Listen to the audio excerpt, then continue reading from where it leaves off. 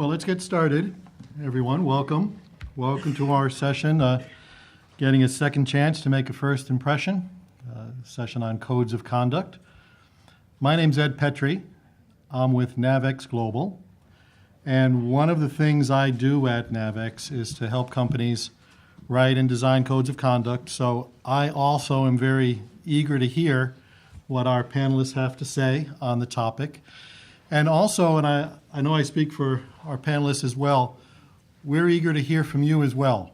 So we'll have some discussion up here. We're going to save time at the end of the session for all of you to ask questions. But if you have a burning question that just can't wait, or if you have something to contribute, please, we're a small group, and I'd encourage you to speak up, because I'm sure you've found what I often find, that there's a lot of expertise and a lot of ideas in the room, and we don't want to miss out on that. So before I introduce the panel, let me just see a show of hands. How many of you have redone, relaunched, revised your code in the last year? In the last year. How many, hands down, how many of you have redone, revised, or plan to launch your code in the coming year? Yeah, I think it's just about everyone in the room, and that's probably why you're here, right?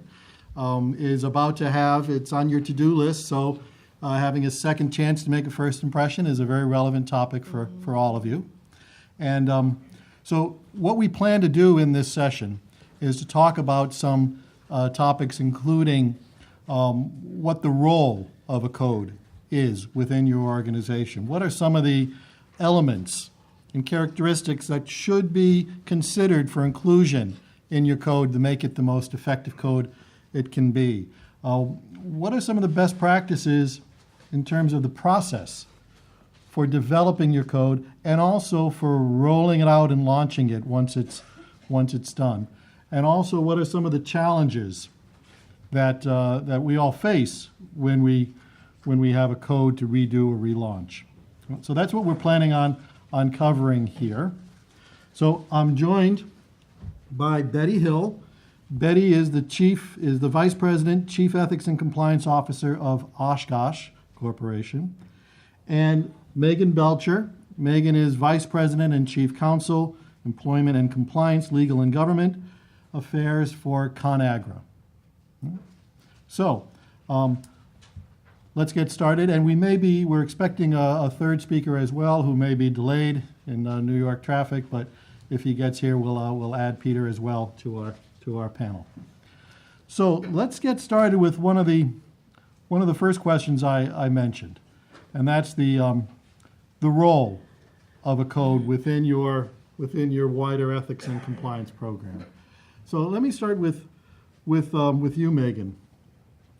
And what do you see as ideally the role of the code within ConAgra today, and how it supports the rest of your program?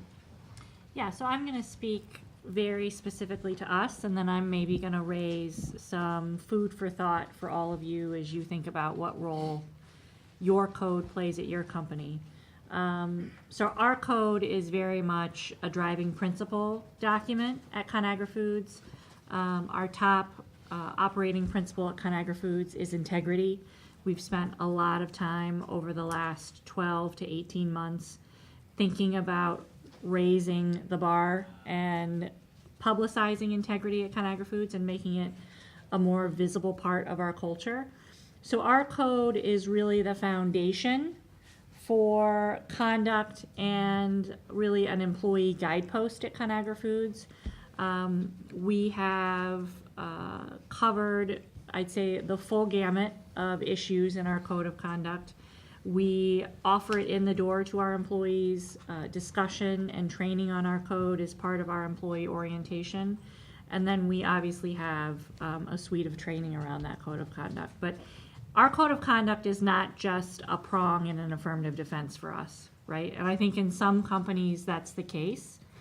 And that's just, I think, something to think about with regard to your culture. But for ConAgra Foods, and I think for most companies, particularly companies that have a public-facing front, they are very focused on leveraging their code as both setting the expectations for their employees about how they will behave both inside and outside the workplace as members of the company, and then separately guideposts for them to understand how they should behave, how they should be exercising judgment, and how they should be acting on behalf of the company.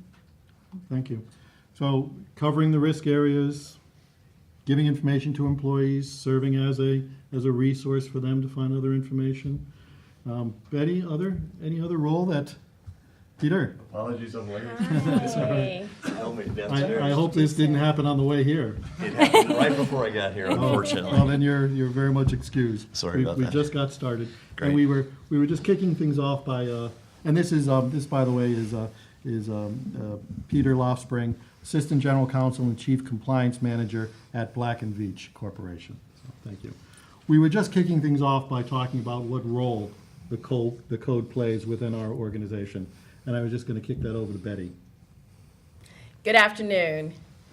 So, most of you have heard of Oshkosh Corporation, right? But have you heard of our Oshkosh Corporation?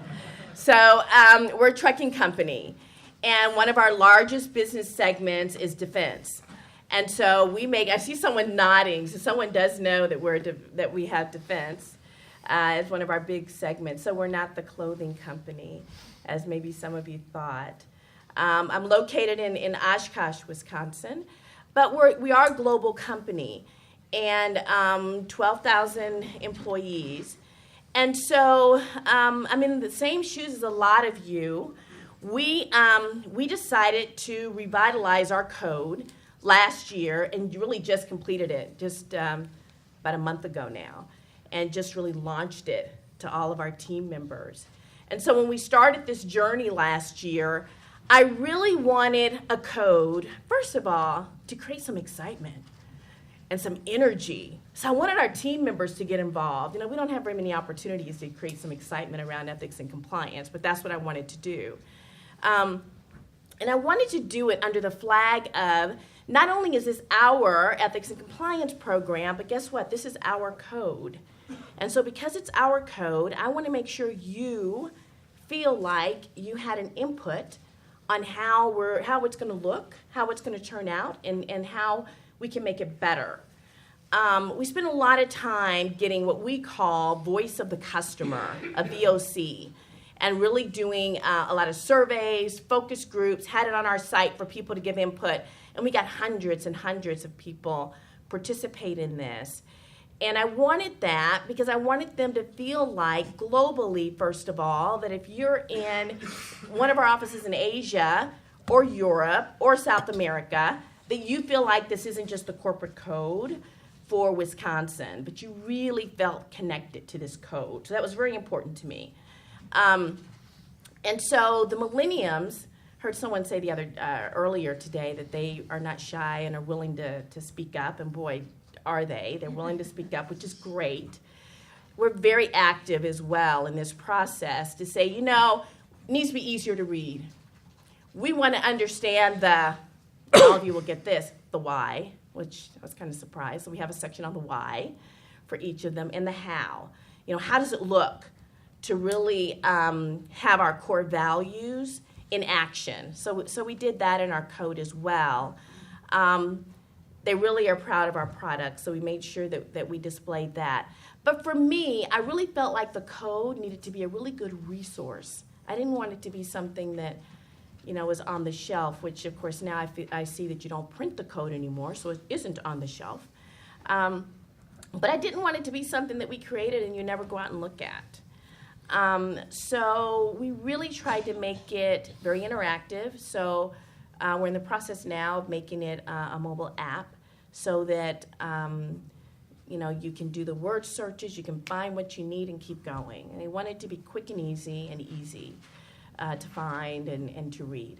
So those are the things that I looked for the code. I wanted it to be inclusive, but I also wanted it to be a guide and a resource. And I think one of the interesting, we're going to come back to this a bit when we talk about the process. I think one of the interesting things you did was how much energy was put into getting input from employees through the focus group process.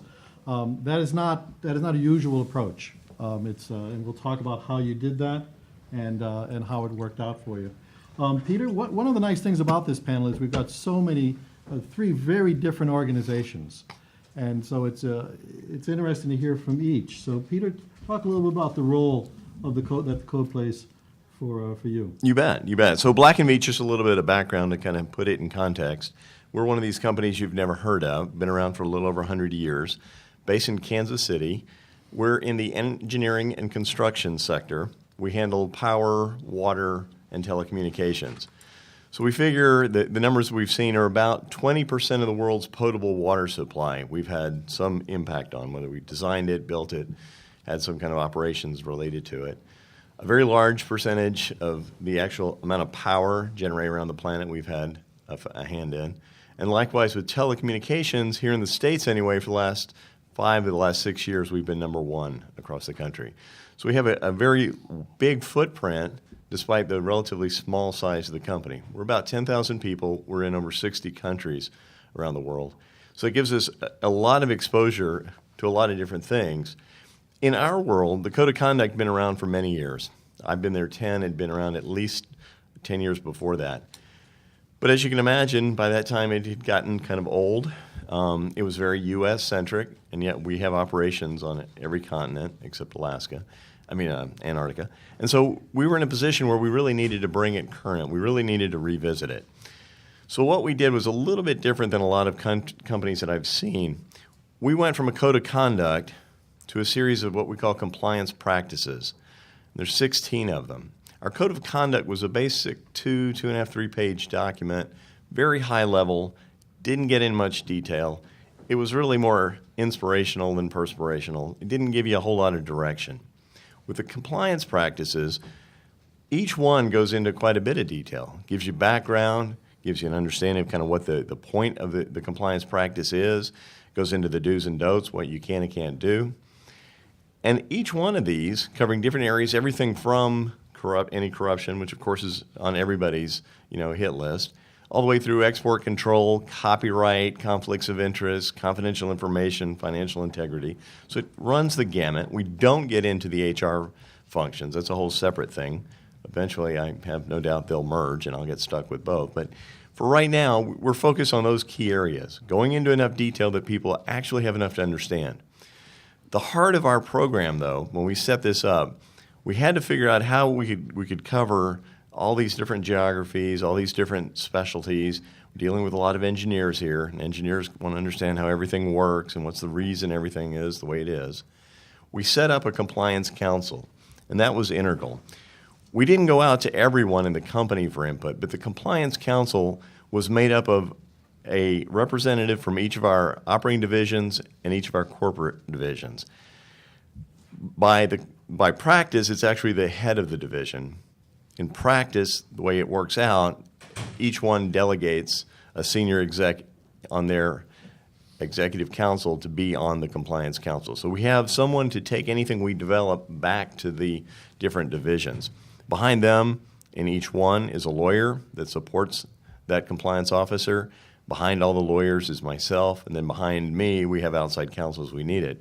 But that was integral, because at that point, we could put out, as we did it, we put out 1 to 2 compliance practices at a time. I'd take the time to present to the compliance council, explain, go through in detail what each compliance practice entailed. And then I charged them with taking it back to their team, to their executive team, getting input, getting feedback, finding if there's anything that didn't work in their group, if there were changes they needed. They'd bring those back. We'd meet one-on-one and get those done. It took a while. It took about 1.5 years to get through all 16 to get those blessed and get them all in good shape. At that point, now we had a full-blown compliance program. We're at the point now where we're revisiting that to come up with a new code of conduct. So we're going to take our old code of conduct, bring it forward. And among the changes, of course, we've decided, instead of following the FCPA, we've taken the stance that we need to go, for instance, with the UK Bribery Act. Instead of trying to decide if you've got a blue passport, you can do this, a red passport, you can do that, or a blue passport in this country, you can do this or that, we just said, we're going to find the bottom line. We're going to pursue that. If you need an exception, then bring it up. And if we get the chief compliance officer, my boss, who's the general counsel, and the division president convinced that the reason you need that exception is legit and that we can do it, then you can get it. And that applies across the board. So that's where we're at. Okay. Well, thank you. So we obviously have some overlap in terms of the role of the code in each organization, but some differences as well. And what I'd like to now do is to really drill down into some specifics for you so that we can get into some of the nuts and bolts of the process and how you approach things. One thing that you all mentioned is that your code needs to cover the broad range of risk areas that your company faces. So just quickly, how did each one of you determine what those risk areas ought to be in the code and what shouldn't be included in the code? So for us, we did a couple of things. One, we had a prior draft of our code of conduct that we leveraged really as a starting point. Then I really spent time on a listening tour among the executives at our company, sat down with our head of internal audit, and really assessed holistically what are the things that we needed to be thoughtful about. Where are the focus areas where we needed to be very deliberate and overt from a language perspective? Where are the areas where we really needed to offer people principles-based education about how to make a decision?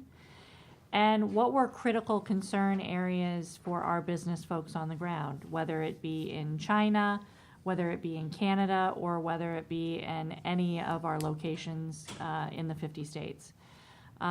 After that, we really sat down with a small working group, the individuals who are really charged with enforcing our code of conduct on a day-to-day basis, whether it be from the HR subset, my team and the compliance group, internal audit.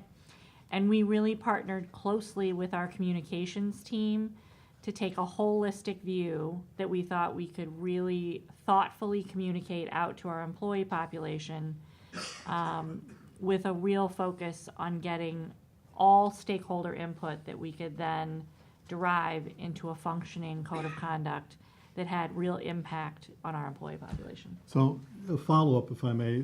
So the listening tour that you did to get this input, was that part of a regular risk assessment process, or was this a unique process that you established for the development of the code? Yeah. This was we have a regular risk assessment process, but this was really a unique listening tour. And maybe just a thought or a word of advice if you're thinking about doing this in your organization.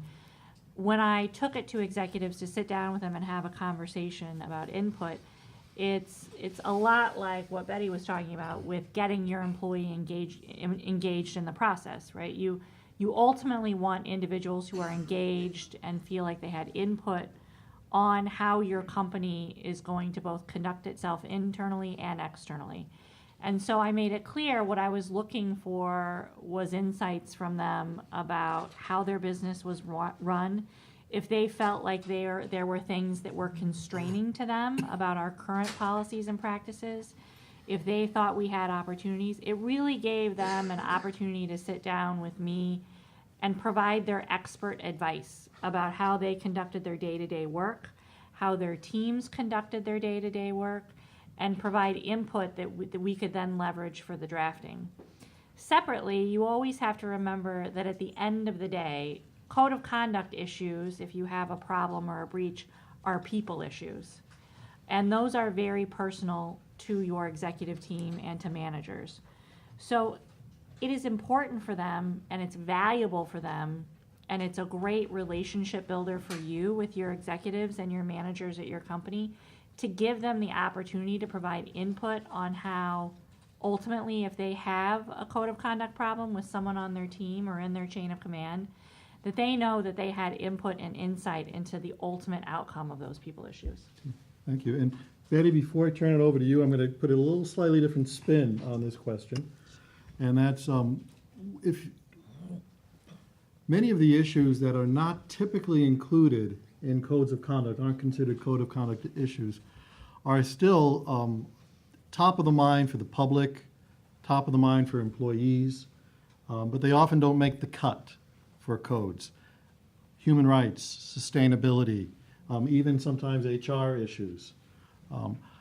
So where do you draw the line in terms of whether these kinds of issues, which can have a grave impact on your reputation, marketing and advertising and other, things that might have a grave impact on your reputation if something goes wrong, but aren't necessarily under your purview as compliance officer, how do you decide whether or not they should be in your code? Yeah, so I think it depends on if they're somewhere else, right? So we have a sustainability report, so we have a lot already in there that's very public. So we probably don't need to duplicate that in the code. And for us, that was probably the easiest part of our process, is deciding which topics we were going to actually tackle and put in the code. We had a partner working with us to develop the code. And I always say, why recreate the wheel? I wanted to know, what are other companies doing? You know, do we take a look at our current code? What's missing? What do we not have in our code that most companies do? And let's talk about if we should include that. And so they did that for us, and it was very easy. We're like, yeah, all these make sense. Let's put them in there. I mean, so that was pretty easy for us to do. We certainly didn't want to leave anything out, and we didn't want to shortchange anything that we thought was an important topic. So, yeah. Ed, can I maybe throw Sure, one thing yeah. on that? And I'm going to pull a little bit on a point you made. Peter was talking about that he works with engineers. And it's an interesting point in that he knows what his culture is, right? If you were trying to regulate engineers, that's going to be a very different situation than trying to help, a tech startup think about what their code of conduct is going to be. It's going to be different than thinking about how you're going to regulate lawyers, right? If you're thinking about let's not talk about law firms, but you have to start with your culture. Like what are the drivers in your organization? What are the motivators in your organization? What do your employees need? We are very heavy manufacturing. The bulk of our 25,000 employees are in manufacturing facilities. Over half of them are unionized. We do have a large white collar presence all over the country. We have a sales force. We have a tremendously diverse population. And we had to be very thoughtful about our culture and how we could communicate around employee conduct and behavior and third-party conduct and behavior by starting with our culture. So I think you have to really get immersed and thoughtful about the people in your organization, the leaders in your organization, and where your organization is going culturally before you can even start, cutting and pasting and, what you're going to put in there. I think you really need to have a robust understanding of your culture. That is so true. I came from a place many know as the Evil Empire from Halliburton. And notwithstanding the $579 million FCPA violation, which actually came with the acquisition of Kellogg, wasn't ours. When you see that difference in the personnel, one of the things that we looked at our program when we were kind of reinventing it was, what's different? What are we going to do? And we knew that there's no way to make everybody an expert in a lot of areas. We have certain key areas, export control. Yeah, everybody that works with that area has to really understand it. Copyright, things like, really narrow technical areas. Everybody has in that area needs to know it. But what's at the heart of our program is this concept of when in doubt, shout. That's a little tagline, a little buzzline that we use with it. And the idea is I can get you to the point where you have an understanding of the issues. Don't need to be an expert. But when you see something, you have to call. That's what we're expecting. My experience with engineers is they want to get the job done. The guys that have been there, the gals that have been there 10, 15, 20 years, 30 years, they're still in the business. They're not off selling shoes somewhere or doing something else. The ones that haven't flamed out have gotten to where they got to by just getting the job done, whatever that took. Now, a lot of times, back in the day, sometimes that course wasn't the straightest, and it took them through areas that we weren't probably in the past too proud of. They understand now that that doesn't work. that, it used to be instead of asking for permission, ask for forgiveness. That doesn't work. So instead of sticking your neck on the line, our policy now is ask. If you've asked the question, if you brought it to compliance and compliance tells you it's okay, it's not your decision anymore. You're not going to get in trouble for that. Part of that, and the other piece of that we've seen that's been kind of important, everybody talks about tone of the middle. You've got young people coming up through the industry. They're told, get the job done. And you've got these seasoned old guys, gals that are, the real hardened people saying, I don't care, just get it done. What the younger people are hearing is, I've got to do whatever it takes. And they on the one hand, they know, well, I can't violate the rule. On the other hand, how am I going to do this without paying off the guy at the port or whatever it is? And so that's where we interject and we make it clear that's a when in doubt, shout moment. If you think you've been told to do something, or kind of a wink, wink, nod, nod sort of thing, to do something to get the job done, and you don't think that's appropriate, bring compliance in. Because as soon as we get involved, if we say it can't be done because we can't figure out how to do it, your supervisor's not going to figure out how to do it in a way. Or if you can, maybe they can help us, but it's not your problem anymore. And so I think what we found is that's been a huge kind of weight off of people's shoulders. They feel they're really glad. They don't feel like the company is telling them you've got to manage this compliance requirement, and yet you don't have the tools to do it. So one thing that, again, you all have in common is that you're stressing the importance of making sure that your code speaks to your organization, and it reflects your culture, and it reflects your issues and the way in which people need to communicate in your organization. One other thing you've all touched on is this balance between, on the one hand, having a principle-based code, but on the other hand, needing to cover certain rules, regulations, and even summaries of some laws. So we're really getting now into sort of the writing style for the code. How did you manage to both be aspirational and yet at the same time adequately cover the rules and the standards that need to be there as well? Yeah.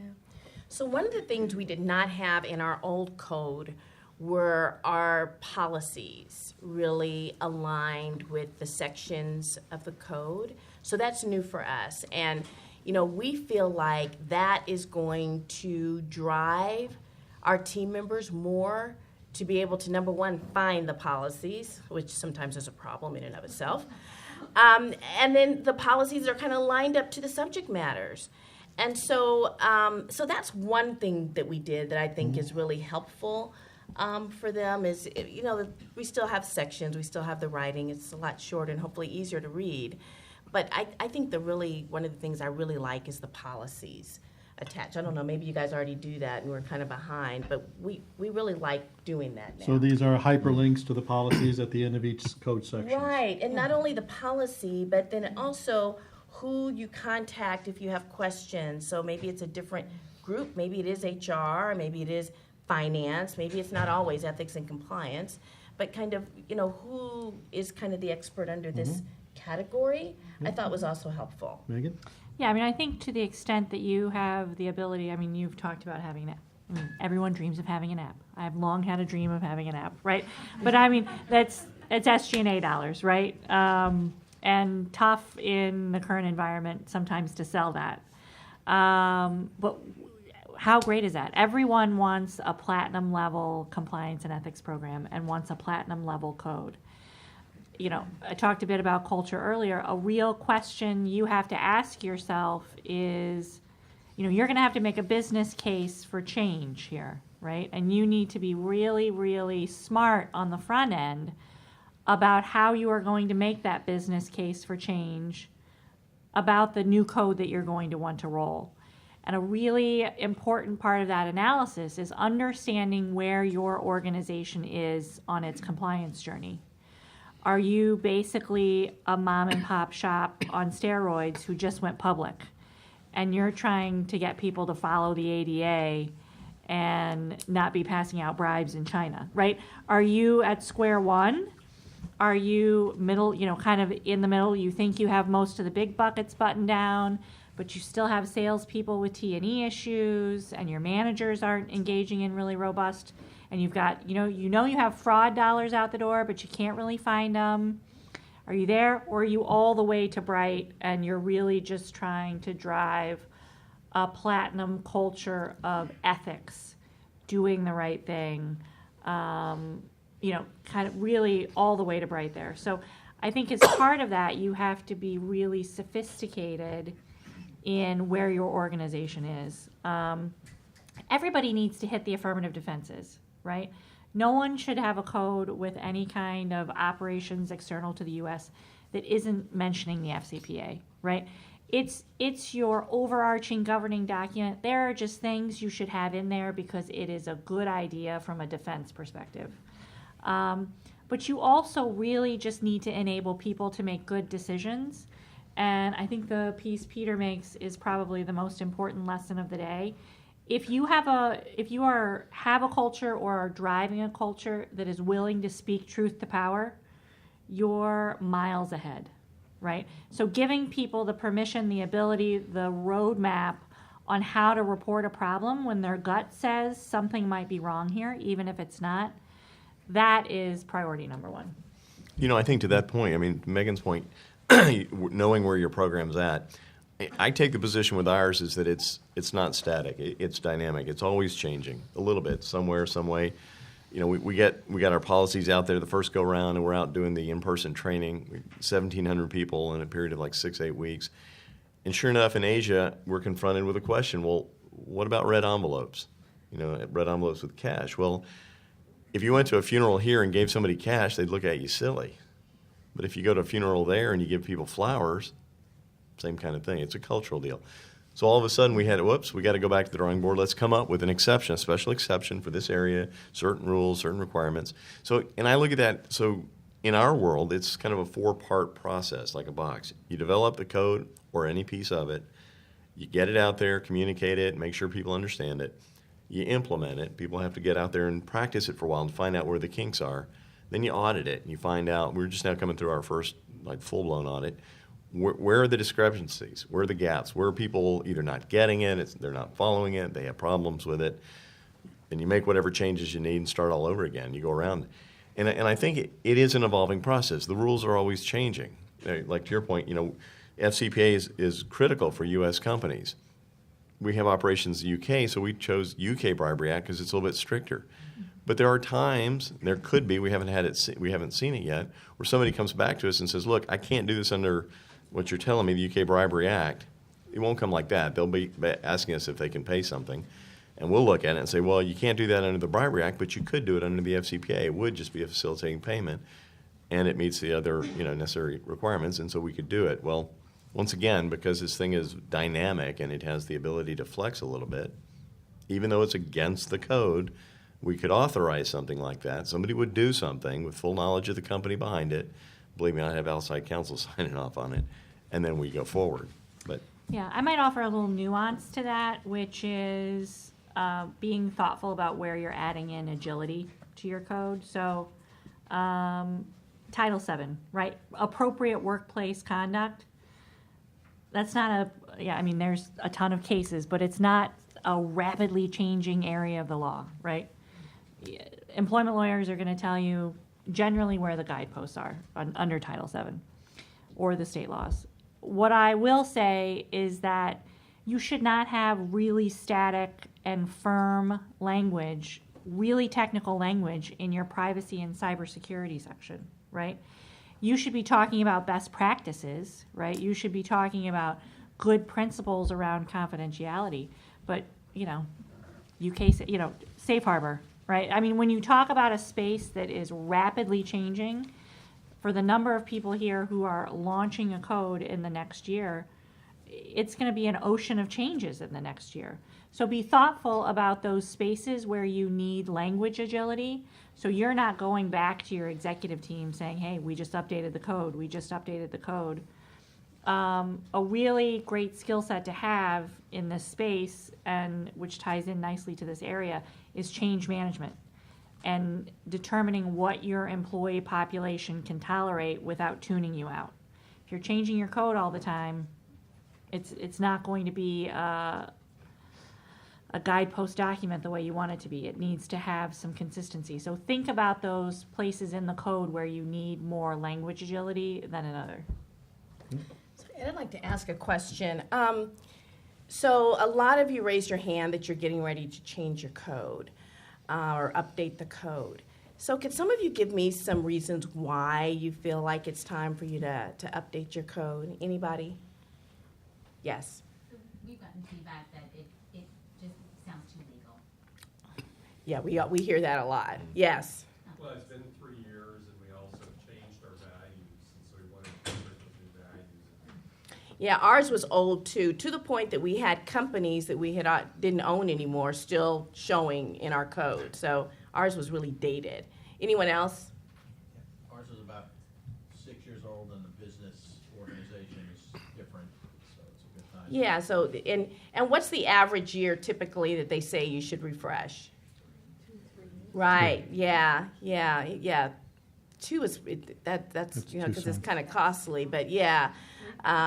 Yeah, right, more like, yeah. So most of us could maybe do 3 years or 4 years because of the cost. But I did plan ahead, and I put it in my budget for the next year. So they knew we were going to do this, and they knew it was going to be costly, and they wanted it. The CEO was all behind it. He was like, can I have it tomorrow? I'm like, no, it's not even like in the budget yet. I mean, the year hasn't started for the new fiscal year. So they were really behind it. And it just so happened we changed CEOs. So then that worked well in our advantage too, that even though the old CEO was there, the other one had been named, and he was, you know, it was succession, so he was there. We could put his letter in there and his face in there and all of that. So that's also sometimes a reason that you'll want to do a new code, because you have the old CEO in there if there's a big change. Yes, ma'am. We have a situation where we are getting a new code because we were just acquired. So we're being given a new code. Yeah. And so I'll be working to transition from what has been our current code to the new code. Oh, yeah. Well, that's, of course. I mean, if you're acquired, you really have no choice. Yeah. And what a fascinating culture issue. Oh, yeah. Yes. Fascinating by exhausting. Yeah. Let's, Deserves sorry a to bit. take that. no, that's Fascinating fine, to me. that's good. And let's continue this by I'll pose a question to you all, but then open it up to the floor as well. For those of you who have recently redone your code, looking back on the process, what was there a single biggest challenge that you would like to have back, wish you had done something different? Maybe you could share some of your advice. Yeah. So I did find it challenging. But you know, so obviously the verbiage is very important, and the sections and the layout. And so it is time consuming, right? You really need to go through it, and you really need to read it carefully. But then you also need to send it to so many stakeholders, right? There's a whole section on finance stuff. I don't really know that stuff all that well, so I have to send it to that person. And then, you know, our supplier group, GPSC, which, by the way, we do have a supplier code of conduct, and we're getting ready to do a partner code of conduct, which we just kind of came up with and thought it might be good to do. But someone's shaking their head. Do you have one? We have a vendor code of conduct, and we're doing a partner code of conduct. Okay, so we're not too far off. Yeah, we thought it would be a good thing to do. So it's just, and getting all those opinions and then getting them back, you know, and everyone has their own edits, including the CEO's edits. And he had numerous, and even though he was no longer going to be the CEO, he had numerous edits. So that, it's a time-consuming process. But in the end, it's a good product when you're done, and you're glad to be done. Any challenges, Megan? Yeah, I mean, I think things I could have done differently. I think yes. I mean, I would encourage you all to just build out a robust work plan with timelines, and I would, you know, give the folks who are the subject matter experts that you're going to have to leverage from your communications team, internal audit, finance, you know, EH&S, all the people, so they know it's coming, what your expectations are. I would just lay that out. I would remind you that for folks who have individuals on your team, this is also a development opportunity that you could leverage for people. I think the two things I would do differently is I probably would have been bolder. maybe a good time to upset the apple cart and think in a more functional way about when I've sat in a room with someone at a termination meeting where they thought their points of confusion were, and maybe bring even more accessibility to the code than we had from a plain speaking common sense kind of way. And two, I definitely would have included more hypotheticals, and these are ideas that we're working into our upcoming role. But providing people with tangible examples that we've had at the company that wouldn't be tied back, that we could offer as ways people have run afoul of the code of conduct before, and with just an explanation that we're looking to do our best as we are asking you to do your best, and we want to make sure we've set the table with you about what your expectations are as an employee at ConAgra Foods. Yeah, I couldn't echo that anymore. I mean, having examples of, in practice, real life examples, I mean, that's worth its weight in gold. You can read the rule one way. We understand it. We understand what was intended. But to see, for the people that are receiving it, to really understand what you meant and see it in their world, because they don't know the rules. They just know what it says there. That to me is worth a lot. We're going to introduce 2 new compliance practices if all goes well this year. And so based on the learning to date, one of the things that I'm looking at when I let management know we're going to do this, the biggest part of disappointment is expectation. So I've set the expectation already going in that we're going to get a first draft of it out there. There will be changes. Expect to make changes. Don't think it's going to be perfect, and we'll iterate till we get it right. And so, to me, the whole step is an iterative process, and that worked really well. When people had a chance, you put something out there. It had to be something they could work from, give you remarks, comments back, and then one group will tell you, well, they can't do it this way. The other group will say, well, you have to do it this other way. And then you basically find compromise that everybody can live with. What's a reasonable time frame for start to finish for your code? For an entire code? For the entire code, start to finish? 9 months. 9 months? Yeah, I think that's right, and we shortened it, and it was very challenging. We shortened it more to 6 months, and it was very challenging to do. The most time-consuming. 9 months is good. Yeah, And and I think- pick your timing. Yeah, the most, Understand what's going on in your organization, so you're not stepping on a massive HR rollout, or you're not stepping on a PeopleSoft update rollout, right?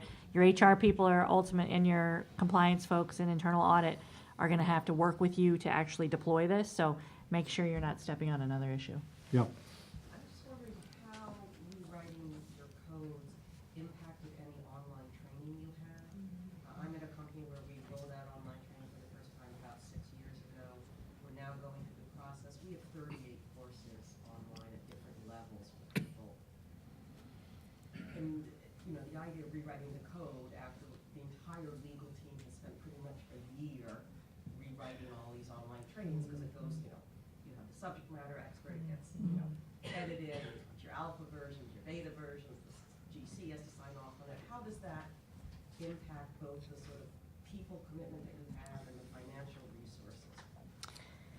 So I felt like with our code, it really would not impact it. I had a team member ask me that. Well, you can't roll out the training till the new code gets out. I'm like, actually, nothing changed. Nothing changed. Has a new look, has a new feel, but just like Megan says, Title VII is Title VII. You still can't harass, still can't discriminate. So nothing's changed.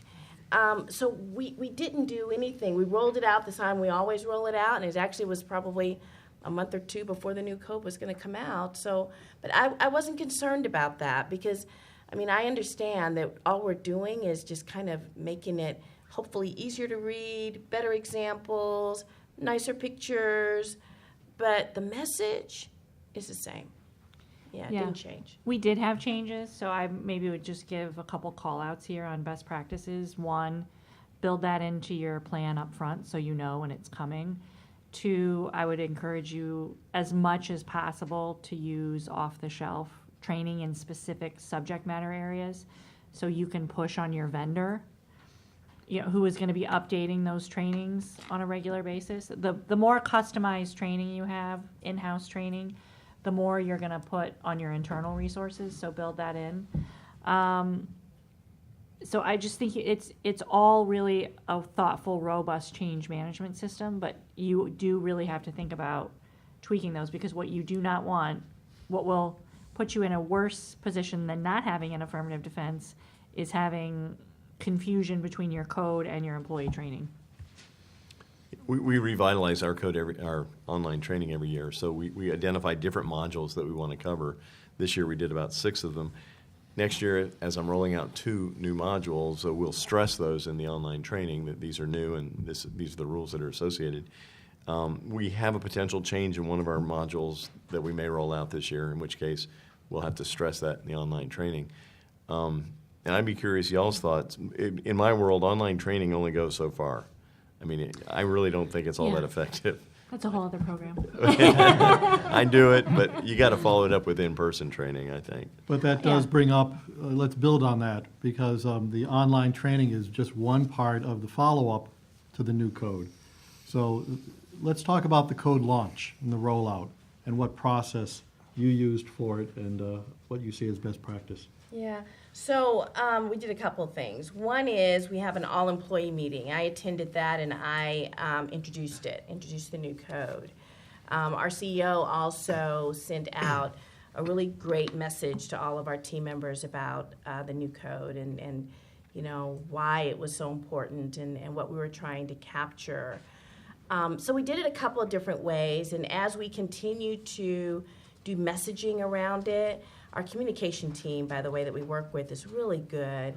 Monthly, they plan to take a section of the code and feature it, and really try to do what they call kind of like a drip effect, I guess, throughout the year, of really emphasizing different sections to kind of keep it in front of people and keep it fresh and relevant.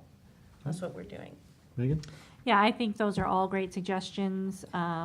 Short bite videos, real storytelling, features from your executives talking about messaging in your code. Keep it fresh, keep it relevant. Ensure that, you know, you're not just rolling it and never talking about it again. I can't overstress the importance of leveraging your communications team if you have one. Anyone here with union employees? Don't forget to talk to your unions before you do it.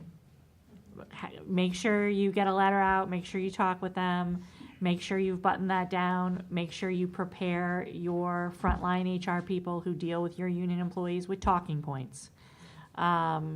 Make sure that you are enabling anyone who's dealing with frontline employees, and you have any sort of change management, or if you are moving forward in your compliance journey, and this might be a bit of a culture shift, make sure you are training and enabling the people who are going to get the questions, because they're not going to call the head of compliance, right?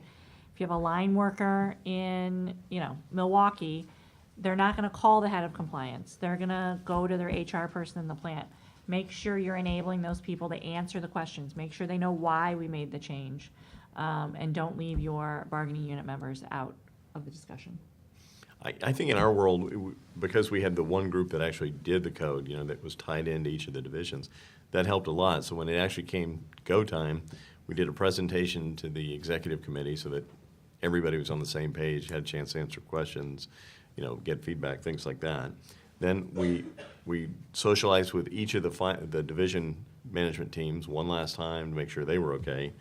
We have a triannual extended leadership team, which is like the top 330, 350 senior managers of the company that come to Kansas City. We rolled it out in front of them. It's a little bit difficult to do that many people, but there was time for Q&A there, and then it's a 2-day process, so that a lot of people would come up afterwards and ask questions. Then when it actually came time to launch, we had an online training that was required. Everybody had to complete within 2 weeks. And then we started the around the world in-person training, where we actually went to site, went to different plants, different facilities, made sure that we had the training out there. And that was interesting in that we did it in small groups. I did a fair amount of it. We did it in groups of anywhere from 10 to 15, maybe 20 people most, sitting around a table in a very informal environment. It wasn't just death by PowerPoint, but it was a very kind of hands-on, look in the eye process. And it was meant to be two-way, because while we were out there, we were actually asking for feedback from the rank and file. At that point, it was really the managers in the area. But the idea was you can live with this, right? And if you have problems, we're here to talk about it. Let us know. And that's kind of where that red envelope sort of thing came up, was during that process. The other part of that worked well is, and this was really subtle and unexpected, it's one thing. I know I started my career on the engineering side. You weren't picking up the phone to call the legal department. That wasn't going to happen unless it was really something critical. Likewise, to call compliance, boy, that would be like an act of Congress. You just don't do that. But that guy that came talk to us the other day that we sat down, we had lunch with, it was an hour kind of session. Yeah, I could call him. That's not a problem. And so by personalizing, by really putting a face to it, it's not, the assistant general counsel. It's just some guy that came around and talked to him. That's a different deal. And that was a real big help because we got a lot of good feedback. We had people later on that would call with questions. Hey, I want to do this or that or whatever it was, and is that okay? They wouldn't have done that otherwise. I think the intimidation factor would have been there. Yeah, I get out about quarterly to do our component of our employee orientation, and I get a couple of employees who will stop me with questions because our policies are a policy shift from their old company, or they've experienced an issue that they had a question about, and knowing that they can call someone. Most people have a hotline. We have a hotline. Being able to talk to someone that is listening is a really big deal for people. So we have time now for just about 2 or 3 minutes of questions. Yeah, right here. Printed, so I think you all said you don't print them? We print. We print and we have online. Yeah, we do, but Because we have a lot of employees that don't have access to computers. Right. So I guess you have to print and then language translations and on. We Yeah. use Yep. 18 languages. So that's again, an additional cost every time you want to update. Yep. Yeah, we're gonna print a few, but it's not gonna be like we used to, where we hand everyone a code. We really are gonna look at doing it differently. And we're also gonna have a resource guide, kind of a short version of it that we're developing as well. So it's different. Betty, that's a good point. We actually did that. We have this piece called Understanding the Code. Mm-hmm. It's like all FAQ, written in layman's language. It's really toned down, examples. I'll shoot. Examples and stuff like that. Basically, it takes each of our modules are 5, 6, 7 pages long, and each one of these is a page long. So it's real digestible, and if we had to change something, it'd be real easy to do. So. By far the most common approach that we see is for a PDF to be online, and then that PDF is printable. And nowadays, there's a lot more interactivity that you can build into a PDF than most people realize. Yeah. So you can have a pretty interactive code as a PDF, which is still printable for those who need it.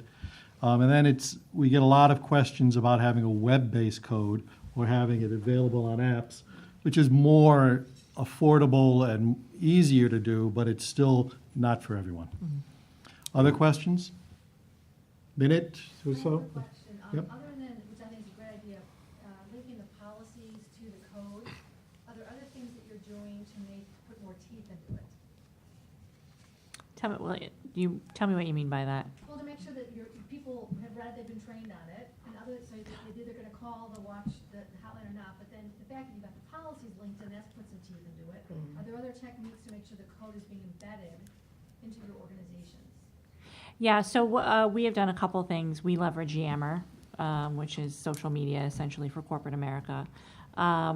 We leverage speaker talking points that our leaders can use at their staff meetings on quick bite lessons from the code. They can leverage them in the plants for stand-up meetings. Short bite videos that they can be leveraged. We also have a one-pager. We leverage an actual electronic checkoff each year through PeopleSoft. When we do our conflict of interest, we've built it in. So I think those are the types of things. Get imaginative. I think that's bring imagination to the table. Don't be afraid to upset the apple cart, and learn from your business leaders. Ask them if they have made policies and changes in how they do business and how they got traction with their people, and rip and reapply. Last question. How often do you have your employees acknowledge or certify the code? Annually. Annual, yeah. We, as part of our hour-long, 45-minute long online training every year, At the end, there's questions, they acknowledge they've read the code, that they agree to be bound by it, they've reported anything they saw that was not, in compliance. And then lastly, they have to acknowledge that if there is something that they haven't reported, they have to disclose it there. And if I may, one word on that, we do a lot of focus groups with employees, and I'll tell you right now, the one thing that most annoys employees is the annual certification process, right? So they know they need to do it, but it's sometimes the way it's done in the organization, because for most employees, that's the only contact they have with your office. And if you're dinging them on a weekly basis to get the annual certification, and you become those guys. You don't become someone to go to for help. You become those guys who bother me at the end of the year. And also, even though the technology now allows you to make those annual attestations long and complicated, it's still not necessarily a good idea. Right? I lied. One last question if we have it. Any last questions? I don't want to have the last word. Yes. What's a good number of pages, the code? Oh, I don't think there's any one answer to that. I don't know. Trend is shorter. Yeah. Under 30 is the trend. Shorter especially with if- interactive. Less If is you more. pull out some of the material that's better placed in your policies, you can get it under 30. And I will offer, if any of you want to talk more about this, I know we don't have a lot of time, feel free to contact me. I'll be more than happy to talk about this and help. I know we're trying to help each other through Yep. this, Same through this here. process. Yep, So agreed. feel free. Find me All on right. LinkedIn. Thank you. you. Thank you.